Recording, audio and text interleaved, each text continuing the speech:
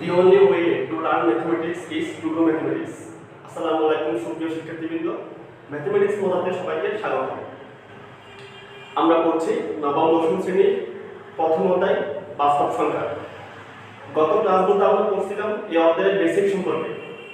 So আজকে থেকে আমরা এই অধ্যায়ের অনুশীলনের যে প্রশ্নগুলো আছে ওইগুলো সলভ করার চেষ্টা করব। সো এই পর্বে আমরা অনুশীলনী 1 থেকে 8 পর্যন্ত ম্যাথমেটিক্স আমরা সলভ করব প্রবলেমগুলো। তাহলে চলুন শুরু করা যাক।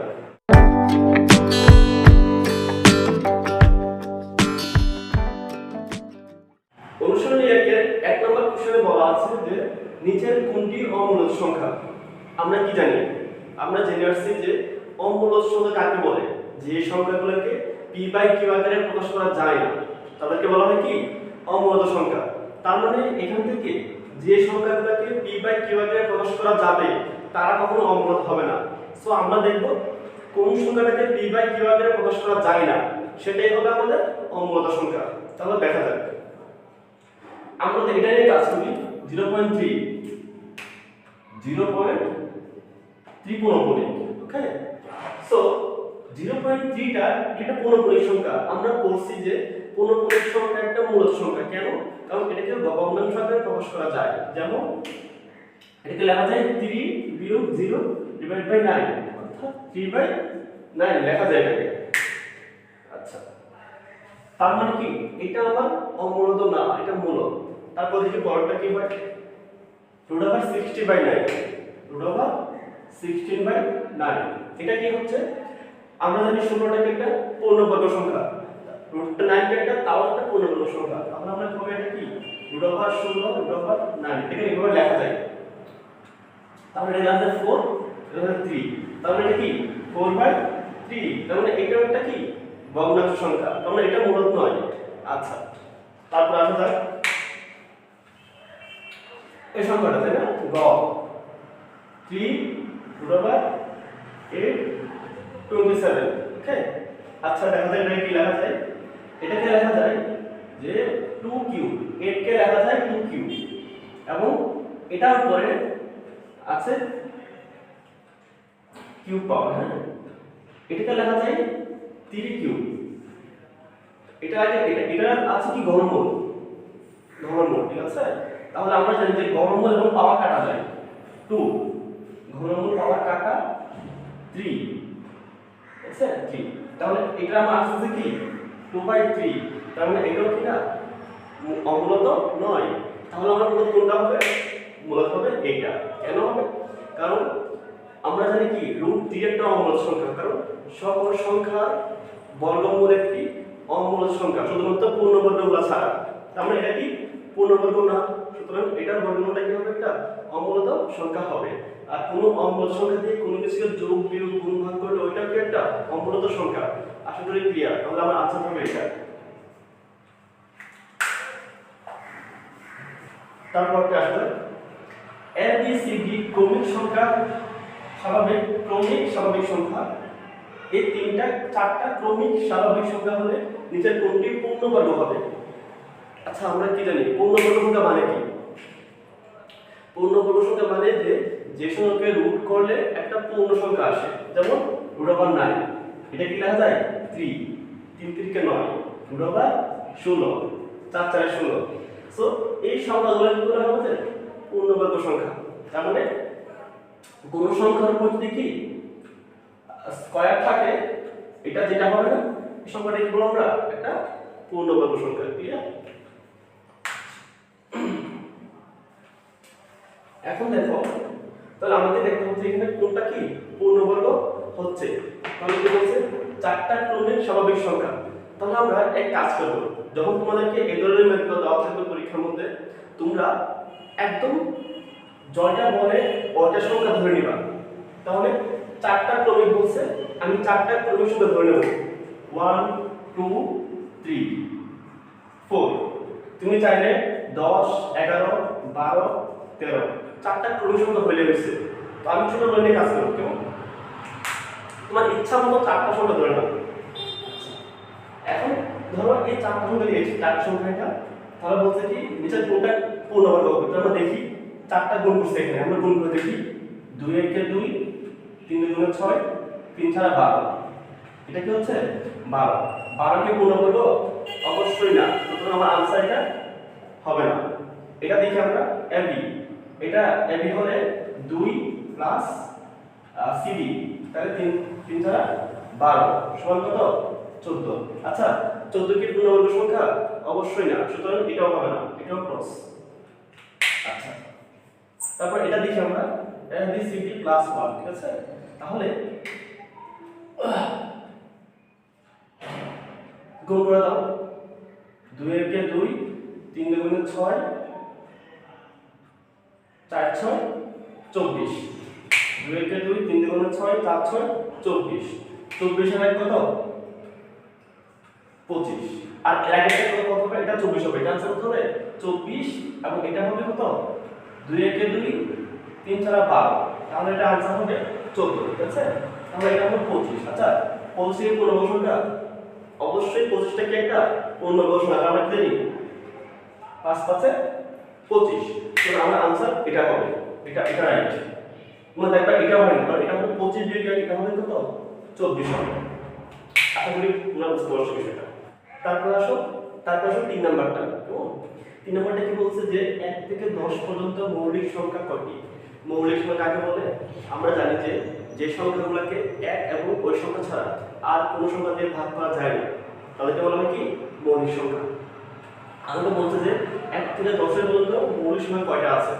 সো 1 থেকে 10 এর পর্যন্ত মৌলিক সংখ্যা আছে 4টা, যেমন 2 3 5 7, মোট 4টা আছে। সো তোমরা চাইলে একটা শর্টকাট টেকনিকের মাধ্যমে 1 থেকে 100 পর্যন্ত মৌলিক সংখ্যাগুলো তোমরা মনে রাখতে পারো। এটা আমি তোমাকে শিখিয়েছি, টেকনিকটা শিখিয়ে দিচ্ছি। এটা হলো একটা সংখ্যা মনে রাখবা 4 422 322 321, এই সংখ্যাটা মনে রাখবে কেমন? 4 422 322 321, 4 422 322 321। এটা কি আসলে? এই যে এটা আছে না, এটা দ্বারা মানে বোঝায় যে 1 থেকে 10 পর্যন্ত মৌলিক সংখ্যা 4টা। আর এটা মানে কি 10 থেকে 20 পর্যন্ত মৌলিক সংখ্যাটা 4টা। এটা মানে কি 20 থেকে 30 পর্যন্ত মৌলিক সংখ্যা 4টা। এটা মানে কি 30 থেকে 40, 40 থেকে 50, তবে মোট কত পর্যন্ত লাস্টে 90 থেকে 100। 1 থেকে 10, 10 থেকে 20, এভাবে সিরিয়াল হয়ে যাবে। যদি বলে তোমাকে যে 40 থেকে 50 পর্যন্ত কয়টা মৌলিক সংখ্যা আছে এর ভিতরে, তুমি কি বলবা? যে এটা হলো 10 20 30 40 50, তিনটা কয়টা আছে? তিনটা মৌলিক সংখ্যা আছে। আসলে তোমরা বিষয়টা বুঝতে পারছো? তাহলে এটা মনে রাখবা, এটা খুব গুরুত্বপূর্ণ, আমাদের মনে এটা ভালো একটা ভূমিকা রাখবে যখন পরীক্ষায় এরকম প্রশ্ন আসবে। তখন যদি এরকম দেখা যায় যে মোট কয়টা হচ্ছে 1 থেকে 100 পর্যন্ত মৌলিক সংখ্যা মোট কয়টা, এটা তোমরা যোগ করে নিও, আমি বলবো না এটা, হ্যাঁ যোগ করে যতটা হয় ওইটা কি আছে মৌলিক সংখ্যা আছে 1 থেকে 100 পর্যন্ত, 100 এর ভিতরে। আচ্ছা যদি বলে যে 1 থেকে 30 পর্যন্ত মৌলিক সংখ্যা কয়টা, তাহলে কি 3টা আসবে, 1 থেকে 30, 8 আর 2 কত 10, 10টা। আশা করি খুব ইন্টারেস্টিং নিয়ম, এটা মনে রাখবে এটা তোমরা। আচ্ছা তাহলে 4 নম্বর মেথডটি কি বলছে কোনটি সকল পূর্ণ সংখ্যার সেট। বলছে যে নিচের কোনটা পূর্ণ সংখ্যার সেট, সকল পূর্ণ সংখ্যা। তাহলে পূর্ণ সংখ্যা মানে কি? যে আমরা জানি যে ভগ্নাংশ সংখ্যা এবং ভগ্নাংশ সংখ্যা এবং দশমিক সংখ্যা, এটা ছাড়া সকলে কি পূর্ণ সংখ্যা, যেমন 1 2 3 0 -1 -2 এগুলো কিগুলো হয় পূর্ণ সংখ্যা। তাহলে দেখা যাক যেখানে এগুলো সকল পূর্ণ সংখ্যার সেট কোনগুলো এখানে, ঠিক আছে?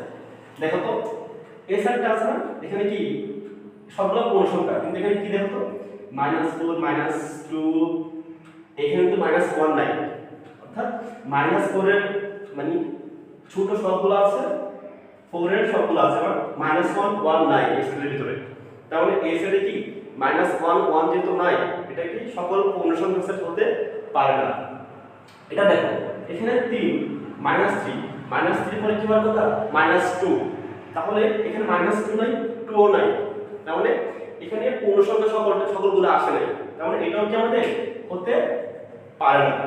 এটা দেখো এখানে তো শুধু 0 1 2 3 4 শুধু এগুলো দিছে, কিন্তু পূর্ণ সংখ্যা কিন্তু অভাব নাই, ঠিক আছে? তাহলে এটাও কি হবে না, কারণ এখানে অনেক আছে, ঠিক আছে? এটা দেখো 0 -1 -2 -3 যাচ্ছে কিন্তু বলে এখানে কোনো গ্যাপ নাই, এখানে কোনো কি নাই গ্যাপ নাই বা কোনো কিছু কম নাই পূর্ণ সংখ্যা 0 1 2 যাচ্ছে। তাহলে সকল পূর্ণ সংখ্যা এখানে আছে, এখানে এগুলোর মধ্যে কি ফিল আপ করে না সকল পূর্ণ সংখ্যা, কিছু পরিমাণ গ্যাপ আছে বাট এটার মধ্যে কি সবগুলাই আছে। তাহলে आंसर কি এটা রাইট। সেগুলো ক্লিয়ার।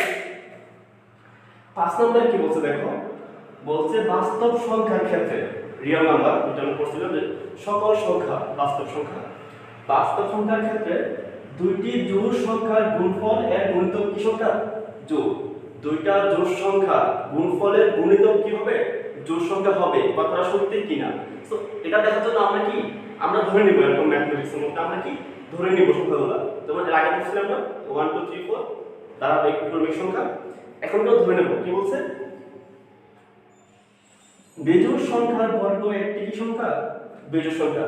প্রথমে কি বেজোড় সংখ্যার বর্গ একটি বেজোড় সংখ্যা দেখি হয় কিনা। ধরো একটা বেজোড় সংখ্যা নেই আমি 1 একটা বেজোড় সংখ্যা, এর বর্গ বেজোড়, 3 একটা বেজোড় সংখ্যা 3 এর বর্গ কত 9, ঠিক আছে। 5 একটা বেজোড় সংখ্যা এর বর্গ কত 25। তার মানে দেখো তো বেজোড় সংখ্যার বর্গ কি হচ্ছে বেজোড় সংখ্যা, বেজোড় সংখ্যার বর্গ কি হচ্ছে বেজোড়, বেজোড় সংখ্যার বর্গ কি হচ্ছে বেজোড়। তাহলে কথা সত্যি এটা যে সকল বেজোড় সংখ্যার বর্গ কি হবে আমাদের বেজোড় সংখ্যা হবে। আচ্ছা তাহলে এটা কি রাইট। দুইটা জোড় সংখ্যার গুণফল এর গুণিতক জোড় সংখ্যা, দুইটা জোড় সংখ্যা গুণফলের গুণিতক কি হবে জোড় সংখ্যা হবে। তাহলে তুমি দুইটা জোড় সংখ্যা ধরে নাও, তোমার ইচ্ছা মতো ধরে নাও। আমি ধরলাম কি 2 4, দুইটি জোড় সংখ্যার গুণফল গুণ করে দাও, দুইটা জোড় সংখ্যার গুণফল কত হচ্ছে 4 দুগুণে 8, ওকে। তাহলে এর গুণিতক গুণফলের গুণিতক, তাহলে 8 এর গুণিতক কি আছে আমরা জানি, গুণিতক মানে কি নামতা, ঠিক আছে। 8 একে 8, 8 দুগুণে 16, 2 হলে 16, 3 হলে 3 8 24, 4 হলে 4 8। তার মানে দেখো তো দুইটা সংখ্যা জোড় সংখ্যা, দুইটা জোড় সংখ্যার গুণফলের এই যে গুণফলের যে আছে না গুণিতকগুলো, তাহলে গুণিতকগুলো কি আমাদের এগুলো কি জোড় সংখ্যা। তাহলে আমরা স্পষ্ট দেখতে পাচ্ছি যে দুইটা জোড় সংখ্যা গুণফলের গুণিতক অবশ্যই কি হবে জোড় সংখ্যা হবে। আচ্ছা তাহলে এটা কি রাইট, জোড় সংখ্যা রাইট, এটা রাইট, ঠিক আছে এটা রাইট। তারপরটা দেখি যে বলছে কি পূর্ণবর্গ নয় এমন সংখ্যার বর্গমূল মূলদ সংখ্যা হবে। এটা আমরা প্রথম অনেক আগের ক্লাসে এটা অনেক হাইলাইট করছিলাম আমরা যে পূর্ণবর্গ ছাড়া যে কোনো সংখ্যার বর্গমূল অমূলদ সংখ্যা, ঠিক আছে। যেমন তুমি ধরো তো 1 2 3 4 5 6 7 8 9, তাহলে এখানে বলতো পূর্ণবর্গ কোনগুলো আছে এখানে, এই যে 4 পূর্ণবর্গ 9 পূর্ণবর্গ, কারণ 2 2 এর 4 3 3 কে 9, অর্থাৎ একই সংখ্যা 2 গুণ 2 করলে 4 হয়, 3 গুণ 3 করলে তো হয় 9 হয়। তাহলে এইটা এবং এটা কি সংখ্যা পূর্ণবর্গ সংখ্যা। এগুলা ছাড়া যা আছে 8 7 6 5 3 2 এই সবগুলোর বর্গমূল করলে আমরা কি পাবো অমূলদ পাবো। তার মানে কি পূর্ণবর্গ সংখ্যা ছাড়া যে কোনো সংখ্যার বর্গমূল একটি অমূলদ সংখ্যা। মাথার মধ্যে একদম গেঁথে নাও কথাটা, পূর্ণবর্গ ছাড়া যে কোনো পূর্ণ সংখ্যার বর্গমূল কি একটা অমূলদ সংখ্যা। তার মানে এখানে কি বলছে পূর্ণবর্গ নয় এমন সংখ্যার বর্গমূল মূলদ, এটা কখনো মূলদ নয়, এটা হবে অমূলদ, ঠিক আছে। কারণ পূর্ণ হলে মূলদ হবে, পূর্ণ সংখ্যার বর্গমূল মূলদ হবে, আর পূর্ণ না হলে মূলদ কি হবে না অমূলদ হবে। তার মানে পূর্ণ নয়, পূর্ণ না হওয়া মানে অমূলদ, পূর্ণ না হওয়া মানে এটা বর্গমূল করলে অমূলদ হবে। কারণ এটা কথা ঠিক না, এটা ঠিক না ক্রস। তোমরা আমার কি 1 এবং 2 ঠিক আছে এখানে, তাহলে आंसर কি ক, সবাই বুঝতে পারছো। তারপরে দেখি 5 6 7 8 টা কি বলছে, 6 7 8 কি বলছে।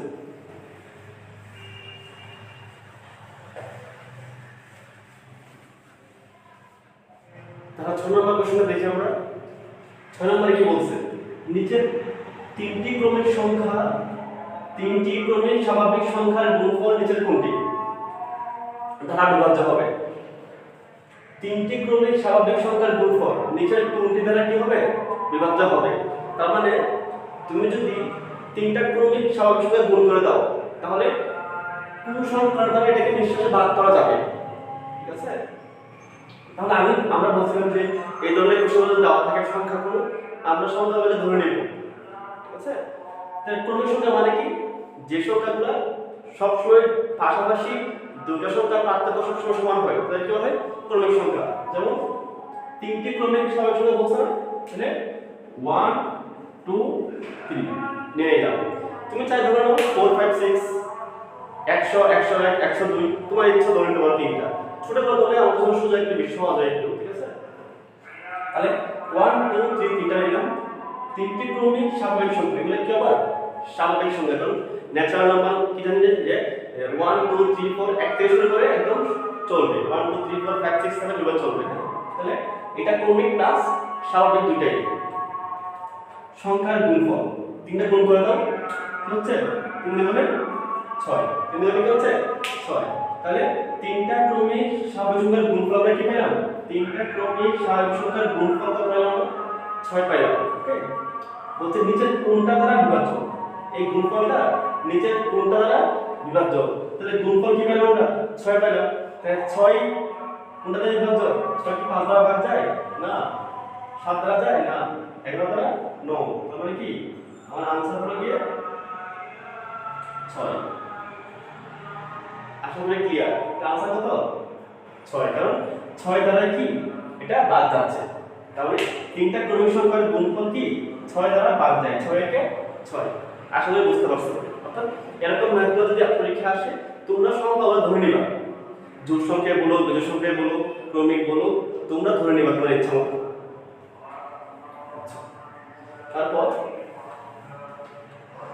তারপর আসো 7 নম্বর বিষয়টা। 7 নম্বরে কি বলছে, a এবং b দুটি ক্রমিক জোড় সংখ্যা। ক্রমিক কি সংখ্যা জোড় সংখ্যা হলে নিচে কোনটি কি বিজোড় সংখ্যা। তাহলে a এবং b ক্রমিক জোড় সংখ্যা। তাহলে কাজ করি দুইটা সংখ্যা আমরা ধরে নিই। দেখো একই নিয়ম বারবার আমরা এটা অ্যাপ্লাই করতেছি। এই নিয়মটা তুমি অ্যাপ্লাই করলে মুহূর্তেও তোমার অঙ্ক মিলে যাবে। প্রশ্ন আসে একটা তো দুটা ক্রমিক জোড় বলছে না, তাহলে জোড় হতে হবে কি একটা 2, একটার পরটা হতে হবে 4। ক্রমিক মানে কি যে ঠিক ঠিক এর পরেরটা হবে। তুমি 2 লিখে 6 লিখতে পারবে না, ক্রমিকটা মানে এর পরেরটা। তুমি যদি 10 নাও হবে কি 12, অর্থাৎ এই ক্রম ঠিক থাকবে। তুমি যাই সংখ্যা নাও সমস্যা নেই, ঠিক আছে? তার মানে ছোট করে নেই দুটা ক্রমিক সংখ্যা কি বলছে, দুটা ক্রমিক সংখ্যা জোড় সংখ্যা। এটা অবশ্যই কি সংখ্যা, এগুলা জোড় সংখ্যা। নিচের কোনটি বিজোড় সংখ্যা, যদি a দুইটা জোড় সংখ্যা হয় এটা ধরো a, এটা কি a, এটা কি b, তাহলে এই দুইটা যদি জোড় সংখ্যা হয় তাহলে নিচের কোনটা বিজোড় হবে। তাহলে এখানে হচ্ছে a স্কয়ার, তাহলে a আমরা কত ছিলাম 2 স্কয়ার, 2 স্কয়ার কত হচ্ছে 4, 2 স্কয়ার কত হচ্ছে 4, 4 কি বিজোড়, অবশ্যই বিজোড় না, জোড় বলছে আমার লাগবে বিজোড় সংখ্যা। তাহলে এটা আমাদের কি বিজোড় সংখ্যা আসে না, এটা জোড় আসে। কারণ জোড় সংখ্যার বর্গ কি আসে, অবশ্য জোড় সংখ্যা আসে। তাহলে আমার লাগবে বিজোড় সংখ্যা, ঠিক আছে? এটা হবে না। তাহলে d স্কয়ার, বিটাও কি জোড় সংখ্যা, জোড় সংখ্যার বর্গ কি সংখ্যা একটা জোড় সংখ্যা, তাহলে এটাও কি আমাদের হবে না। কারণ দেখো তো 4 4 0, এটা কি একটা জোড় সংখ্যা। এটা দেখি তো জোড় সংখ্যার বর্গের সাথে 1 যোগ, এই যে জোড় সংখ্যার বর্গের সাথে 1 যোগ 4, তাহলে কত হচ্ছে 5। 5টা কি আমাদের অবশ্যই বিজোড়। তার মানে ক্রমিক জোড় সংখ্যার বর্গের সাথে 1 যোগ করলে অবশ্যই কি হবে বিজোড় সংখ্যা হবে। কারণ যেহেতু জোড় সংখ্যার বর্গটা অবশ্যই জোড় সংখ্যা, 1 যোগ করলে কি হবে এটা বিজোড় হবে। তাহলে এটা কি আমাদের রাইট, এটাও রাইট না, কারণ এই জোড় সংখ্যা এটা জোড় সংখ্যা, এর সাথে দুই যোগ করলে এটাও কি জোড়ে আসবে। আমার দরকার বিজোড়, বিজোড় শুধু আমরা এটা দিয়ে পাচ্ছি ক নাম্বার দিয়ে। তাহলে আমাদের आंसर কি হবে এটা, আশা করি ক্লিয়ার। তারপর আসো 8 নম্বর। 8 নম্বরে কি বলছে, a ও b দুইটা পূর্ণ সংখ্যা হলে, আবার সংখ্যা ধরে পূর্ণ সংখ্যা, তাহলে একটা 1 একটা কি 2, বুঝতে পারছো না? আচ্ছা তুমি এটা না ধরে করলেও পারো। দেখো সংখ্যা হলে a স্কয়ার প্লাস b স্কয়ারের সাথে নিচের কোনটি যোগ করলে যোগফল কি একটা পূর্ণ বর্গ সংখ্যা হবে, ঠিক আছে? তাহলে পূর্ণ বর্গ সংখ্যা মানে কি, যে এটাই, এটা কি সংখ্যা পূর্ণ বর্গ। যদি তুমি 9 লেখো 3 স্কয়ার লেখা যায় নাকি? তাহলে কোন সংখ্যার উপর স্কয়ার থাকলে এটা ডেফিনেটলি কি হবে? সবটা মিলে একটা পূর্ণবর্গ সংখ্যা হয়ে যাবে। আচ্ছা দেখা যাক যে দুইটা পূর্ণ সংখ্যা বলছে এর সাথে যে কোনটি যোগ করলে তাহলে a square plus b square বলছে এর সাথে নিচে কোনটি যোগ করলে যোগফল একটা পূর্ণবর্গ হবে। তো আমরা দেখি কোনটা যোগ করলে হচ্ছে কিনা। এটা যোগ করে দাও মাইনাস ab করলে এখানে কিছু হচ্ছে না কিন্তু তাহলে এটা হবে না। মাইনাস ab করলে এখানে পূর্ণবর্গ হওয়ার কোনো পসিবিলিটি নেই তাহলে এটা কি হবে না। ab করো প্লাস ab করো এখন ab যদি যোগ করো তাহলে এই সবটা কখনো কি পূর্ণবর্গ সংখ্যা হওয়ার কোনো সম্ভাবনা নাই। এটাও কি হবে না, এটাও কি হবে না। এখন দেখো তো যেমন 2ab এটা দিলে কি সবটা পূর্ণবর্গ হচ্ছে? হ্যাঁ অবশ্যই হচ্ছে। দেখো এই যে a square plus 2b plus b square বলো তো কিসের সূত্র? হ্যাঁ a plus b whole square সূত্র। a plus b whole square সমান a square plus 2b plus তার মানে এটা মানে কত? এটা সমান কি এটা, তার মানে এটা কি এটা না, তাহলে এটা কি একটা পূর্ণবর্গ দেখো তো। এই যে এটা আগে কি একটা বর্গ আছে না, তাহলে বর্গ থাকা মানে কি আমাদের সংখ্যাটা অবশ্যই পূর্ণবর্গ সংখ্যা। তাহলে অবশ্যই কি এটা কি হবে? একটা পূর্ণবর্গ হবে। দেখো তো এটা কখন পূর্ণবর্গ হয়েছে? যখন তুমি প্লাস 2ab করেছো, এবার সূত্র করছে, সূত্র করে বর্গ পূর্ণবর্গ হয়ে গেছে। তাহলে আমাদের আনসার হবে এটা, যে এটা যোগ করতে হবে। এটা যোগ করলে কি সূত্র পড়বে পূর্ণবর্গ হয়ে যাবে। আশা করি ক্লিয়ার বিষয়টা। আর একটা তো মনে রাখবা যে তোমরা যখন একটা কোশ্চেন সলভ করবা অবশ্যই সর্বপ্রথম প্রশ্নটা ভালোভাবে পড়ে নিবা। একটা কোশ্চেন তোমরা দেখা মাত্রই আনসার মানে দিতে শুরু করবে না, ঠিক আছে? আগে এটা প্রশ্নটা পড়বা ভালোভাবে, তাহলে সময় অনেক চলে যায় প্রশ্ন পড়ার মধ্যে। কিন্তু আগে প্রশ্ন বুঝো, যদি তুমি প্রশ্ন বুঝে ফেলো তাহলে ম্যাথ করার কত কোনো ব্যাপার না। সো আমি এটা সাজেস্ট করি যে আগে প্রশ্নটা খুব ভালোভাবে পড়ো, সময় লস হোক সমস্যা নেই। প্রশ্ন করার মানে তুমি ম্যাথ অর্ধেক প্রায় কমপ্লিট হয়ে যাবে, ঠিক আছে? আজকে এই পর্যন্তই। আমাদের আগামী ক্লাসে আমরা 8 এর পরের ম্যাথগুলো করার চেষ্টা করবো। সে পর্যন্ত ভালো থাকো, সুস্থ থাকো, ভালো থাকো। আসসালামু আলাইকুম।